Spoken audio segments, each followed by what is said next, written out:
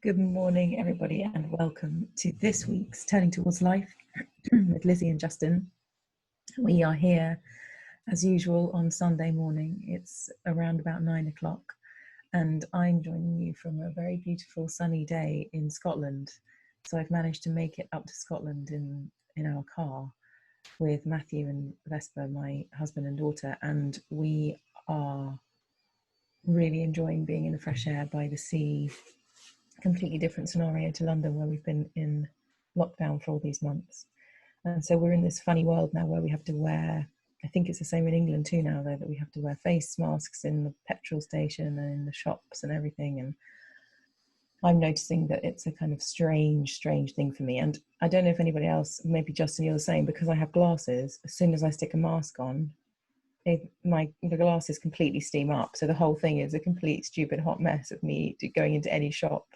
So anyway, I heard there's a video on YouTube of how to wear a mask when you've got glasses on. So I'm going to try and watch that and figure it out. But it's a whole strange new world. So anyway, I'm really glad we're somewhere very open and that I don't have to go into many shops, because I feel a big aversion to not being able to see anything all the time and not being able to breathe in any place I go into.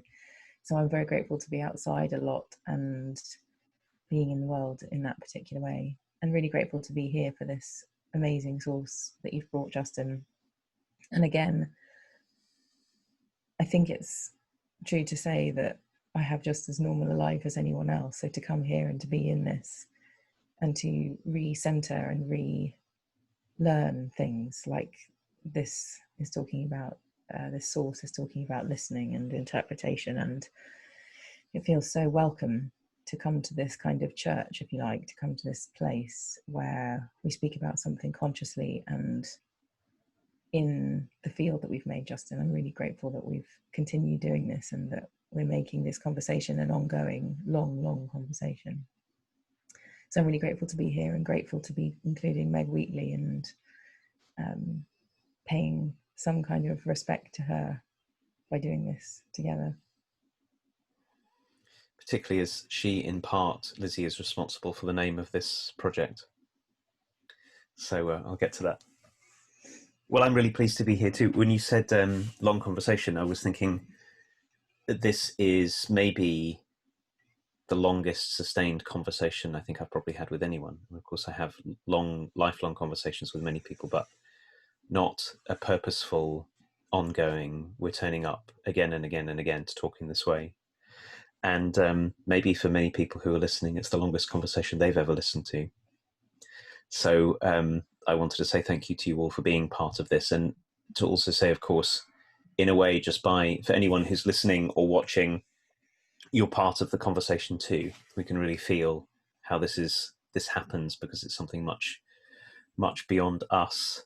And to remind everyone, particularly maybe if you've just joined, that you can actually join in a conversation on our Facebook group where this goes live. We are live now on a Sunday morning, and there's a place to chat to one another in the comments, and sometimes some really very beautiful conversations open up there in response to what we've been talking about. So just search for Turning Towards Life on Facebook and ask to join, and we can welcome you in, and we'd be so happy to do that. Last thing I want to say, Lizzie, before we read the source, is I'm really struck by what you're saying about being ordinary.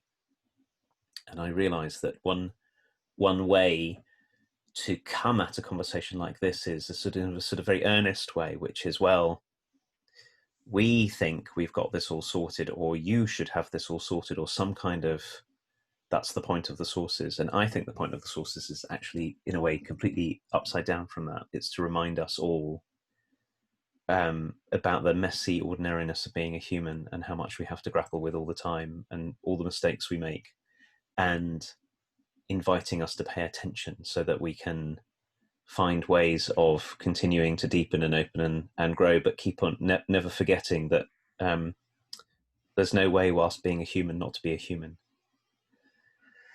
So I'm glad for that. Certainly with this source, I could recognize so much of what I get stuck in here as I was reading this. So this is Willing to be Disturbed. It's from a very wonderful book by Margaret Wheatley called Turning to One Another. And this phrase, turning to or turning towards, I remember really impacting me when I first saw this book, and it's part of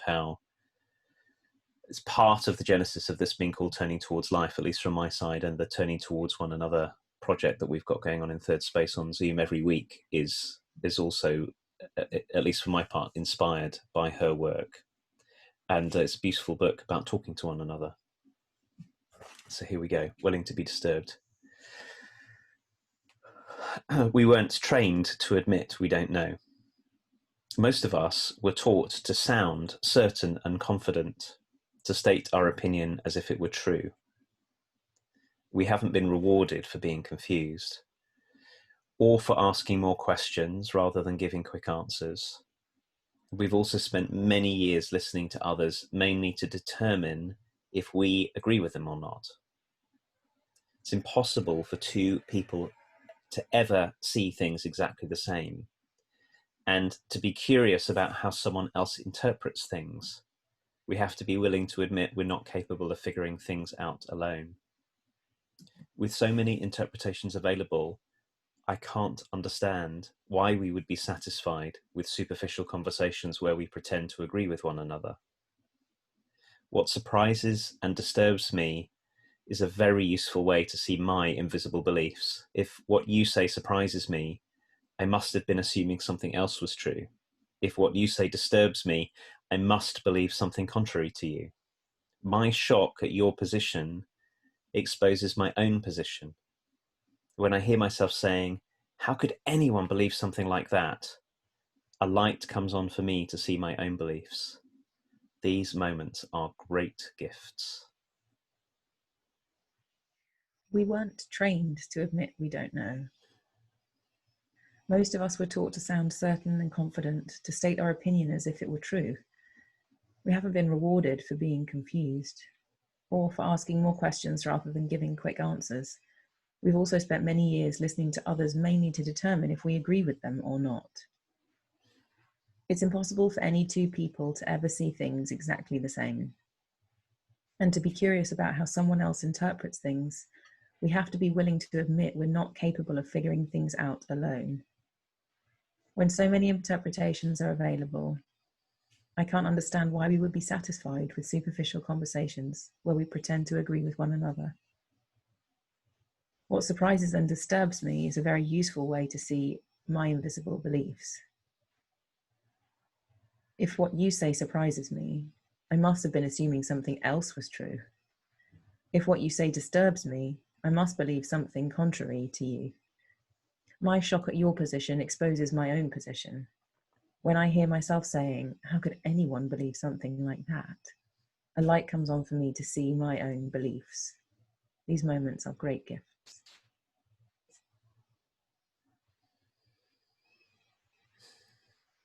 I want to start at the beginning of this. So I realized as I was reading this how much I want to be right.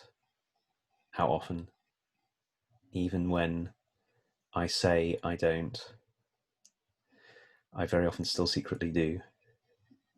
And how frightening it is not to be right, Lizzie, but to feel the feelings, having staked something on being someone who knows about stuff or being right about things, how completely disorienting and painful it is to admit that I don't.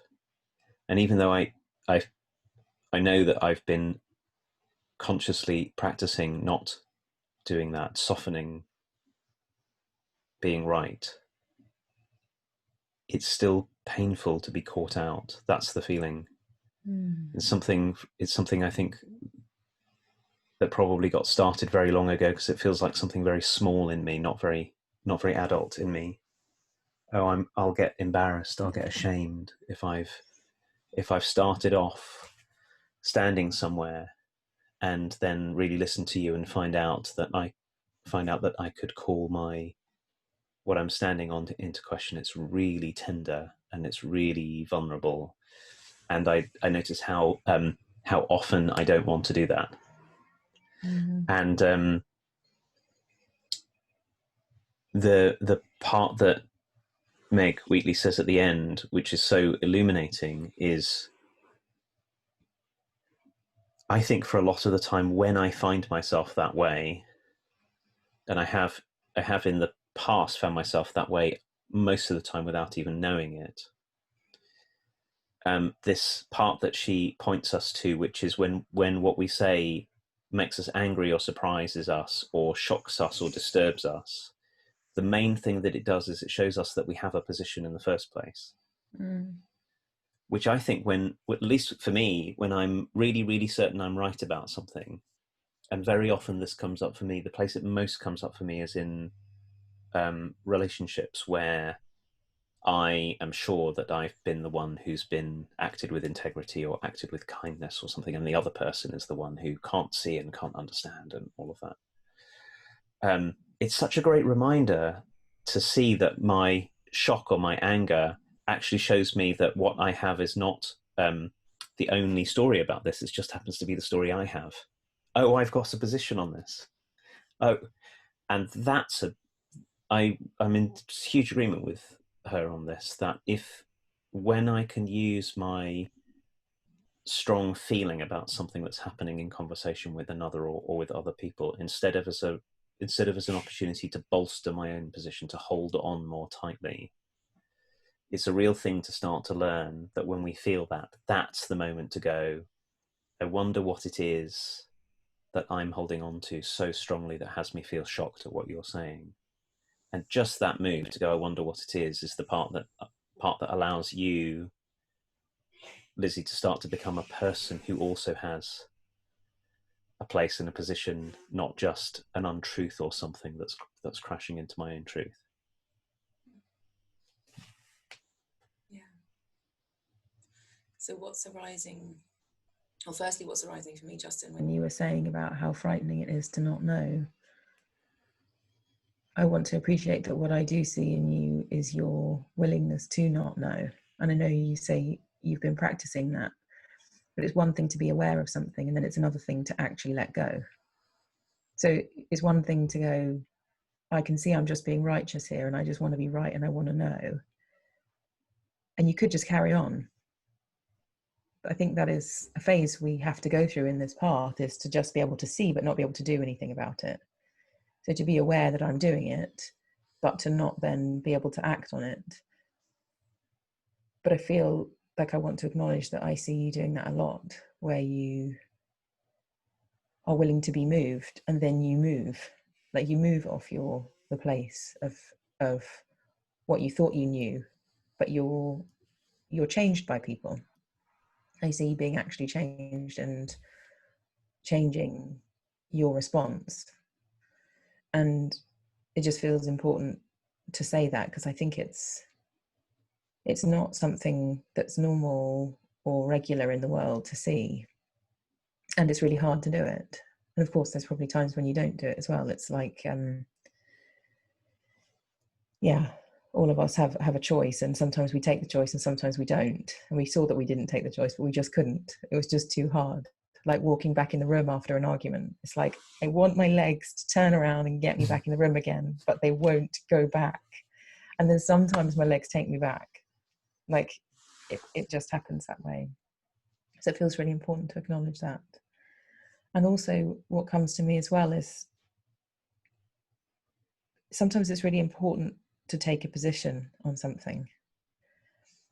And I think it's only important in a very small percentage of the time.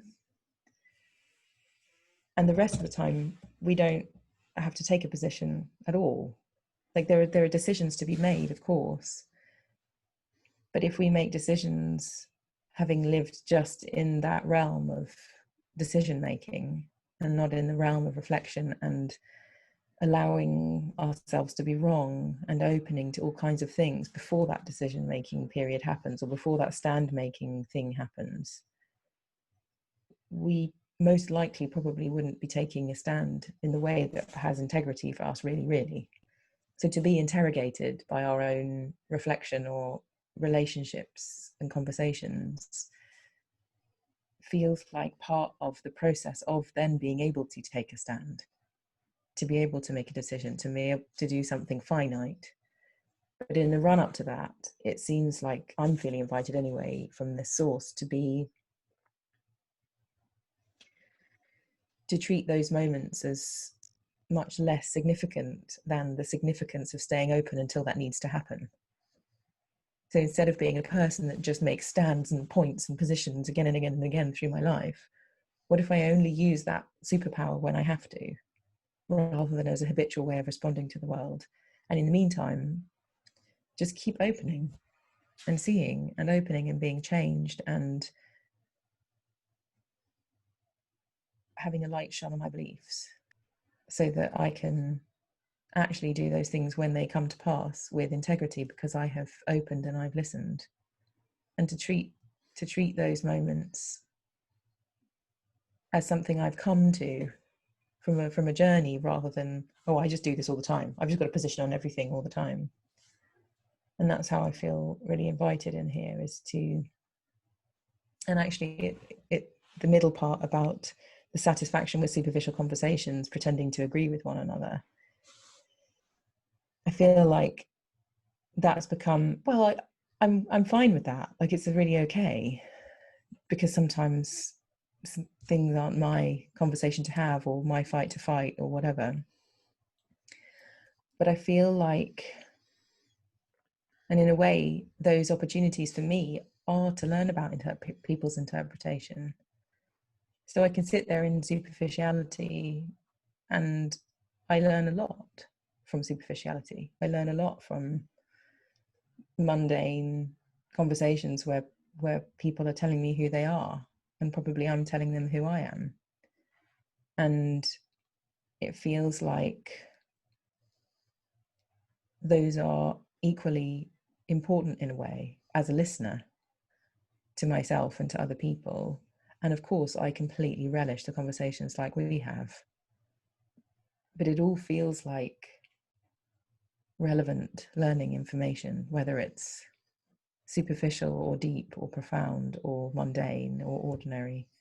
It just all feels like a big way to learn.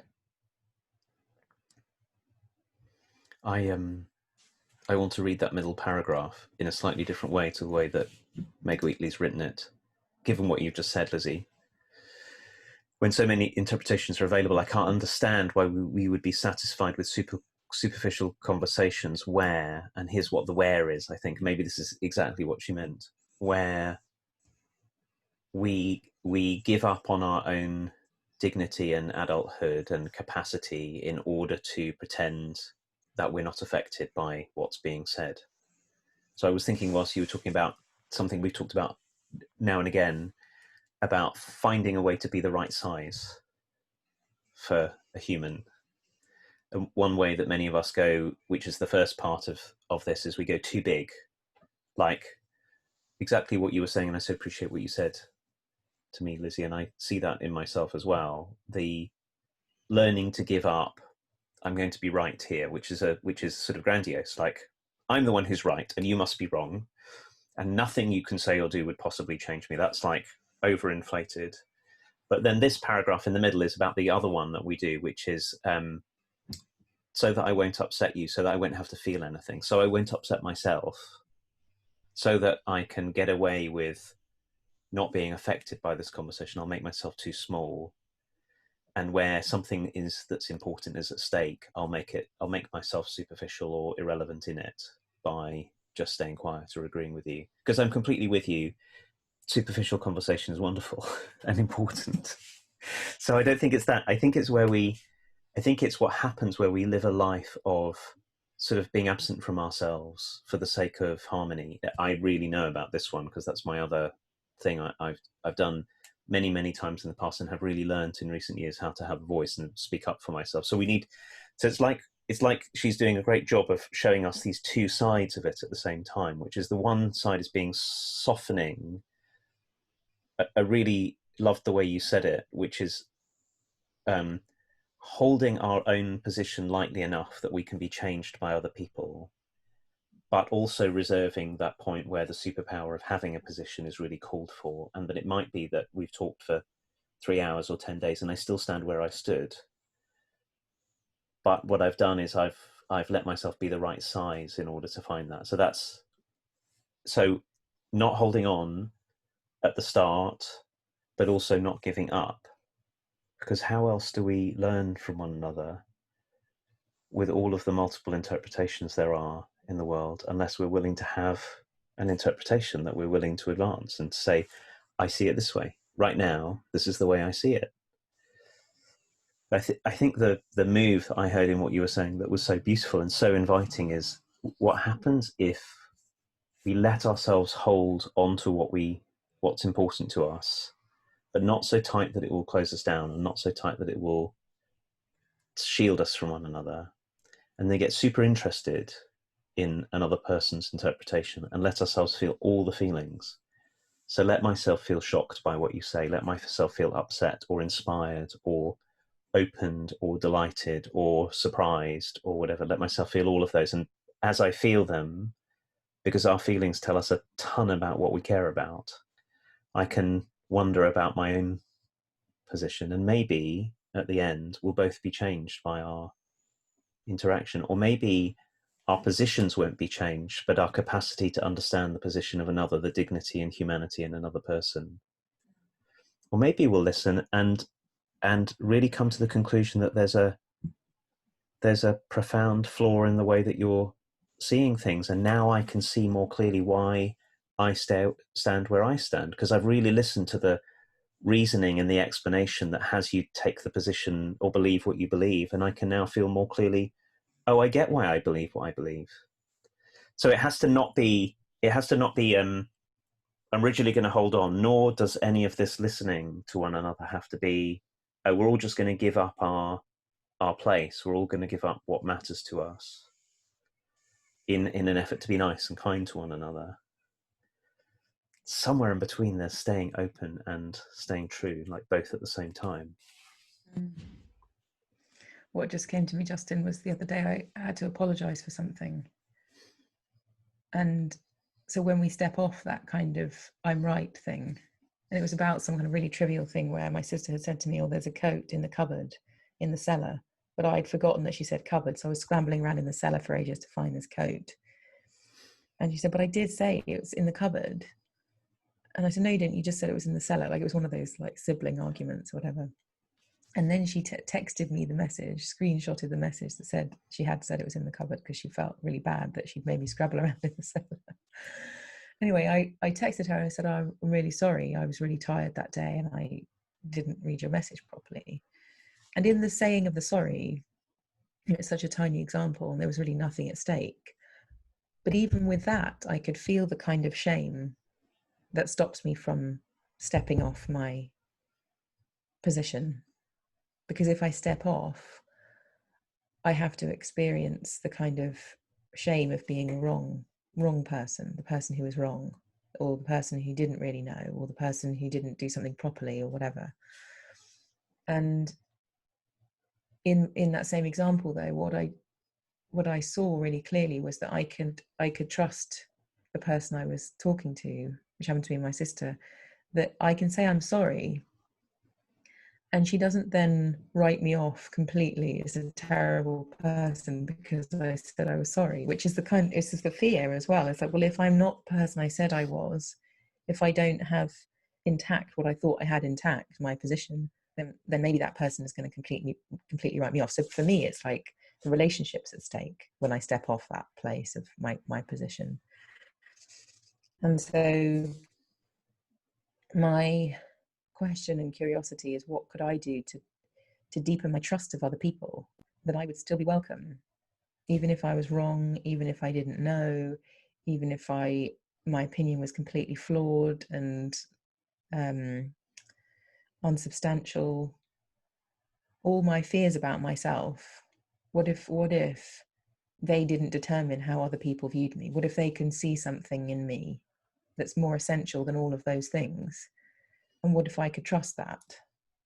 And how much more readily available it would be to say sorry if I could trust people more. And I wouldn't have to hold on so tight, and I wouldn't have to defend myself, and I wouldn't have to protect my position. Because in that moment, my position feels like I'm kind of safeguarding who I am in the world, which is not true, but it feels that way. And so if I could trust and if I could apologize freely and faithfully, I wonder what that would do to do the very thing I'm seeking, which is to create more relationship, to deepen relationship, is to apologize and surrender. And of course, not always, but, you know, I can feel in this example, like it was really okay. And of course, we just carried on with something else. It wasn't such a big thing at all. I so love what you're saying here, Lizzie, and it seems to me that you're getting at the sort of the underbelly of this whole question, because what you're really talking about is belonging with one another. And it can look like what we're talking about here is about what Meg Wheatley talks about, which of course it is, which is, can I allow myself not to feel right? Can I listen to you? Can I open to there being multiple interpretations? Can I be affected by, yes, all of that. But really what underlies it for most of us is a really tender spot, which is if I admit to having made a mistake, if I admit to having got it wrong, or even, frankly, if I admit to being changed by you, will I still belong here? Will I still belong with you? Can I stay? And most of us have got enough experience of having tried the vulnerability of admitting and finding that the other person misused that. And so I say to you, I'm really sorry. You know, I really messed up. I forgot that this was something important to you, and I didn't hold to my promise, Lizzie. You would never do this to me, I know. But then you come back and you go, see, let me now tell you all the ways that you're a terrible person. Proof. And of course, once that's happened once to us, we don't really want to do it again. And so we hold on, I think that we hold on to our positions often when they don't have very much grounding. They don't have grounding in thinking clearly or in a principle or in ethics or in something. We hold on to our positions because we feel that if we hold on to them, we'll belong somewhere. And that's really what's at stake. And so this is not about logical argument. And I think it's why we get swept up into, you know, into sort of groupings where we all share same opinion about something, and we can, you know, label other people. So all of the big conversation that's going on in our culture now, for example, about race and prejudice, which is so intractable and so difficult, but it's the same thing that happens in families and in small groups. This part of it is the same, which is, I think, if I hold on to my position long enough, I'll belong somewhere. I'll belong with the people who agree with me. I'll belong with them against you. And if I admit that I've wronged you, Lizzie, I might fall out of belonging with them and with you. And that's terribly vulnerable. Yeah. And so it's struck me from what you were saying that there's two parts to this. One is, can we be the people who, when other people come to us and say, I'm different, I'm sorry, I've changed my mind, I see it a different way, we don't join in the chorus of shaming and instead make the vulnerable move of welcoming them, going, I see you.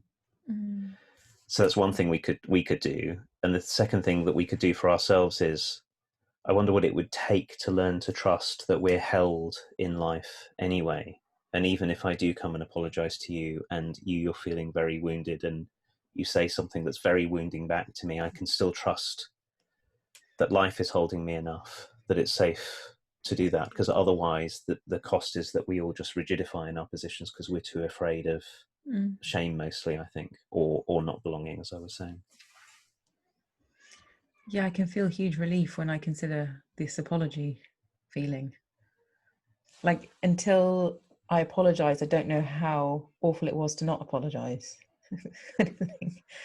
And to say, listen, I'm just really sorry, feels like it lets something go that I've been holding, which felt really important and needed. But once I've let it go and I've stepped off the position, it feels so much less consuming. And so I'm just wondering about the cost to us, you know, even in our bodies of holding so many positions. And of course, you know, as Meg Wheatley is saying, you don't need to have a conversation with someone for your own beliefs to be revealed to you. every time you're shocked, every time you're in disbelief, every time you can't believe. How could someone think that? To not stop there, but to go, okay, so if I'm thinking, how could someone think that? What do I think? Where do I stand? What am I holding on to? And to have the world be gifting us these moments, as she says, gifting us these moments of deepening our own contact with our beliefs and the positions that we hold, so that we can cultivate a way of letting them go, so that we can let things down and stop being so tense and so ready and so holding. Maybe we could be much more relaxed than we are if we would just let go of some of this stuff. Such beautiful language. I'm wondering, as we come to a close, drawing on two things that you said earlier, was letting go and holding on at the same time, both. Can we let go so that we're not so tense? Like, what would it be like? Here's a sort of invitation for us all. What would it be like to hold on to what we really care about, to not be flimsy with it, but not to hold on to it in a way that has us be tense and rigid and defended, so it's both open and standing. And that's where we know that we can change our stand when it's called for. So neither sort of floppy and falling all over the place, nor like rigid. And it is as much to do with our bodies as it is to do with anything else, and it's as much to do with the way we trust relationships as it is anything else. Yeah.